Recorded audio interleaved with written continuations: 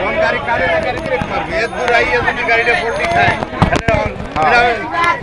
অনভিজ্ঞ এবং হেলপারের ডাক্তারও অনভিজ্ঞ লোক দিয়ে যদি এইটা রোডে গাড়ি চালায় বারবার অ্যাক্সিডেন্ট হবে। হতাহতের ঘটনা করছে কোনো অনভিজ্ঞ লোক মানুষ মারা গেছে কোনো আহত এরকম হয়েছে আহত গাড়ি বন্ধ করে দেওয়া গাড়ি খাড়া করলে বোঝা যাবে নিচে লোক আছে কিনা।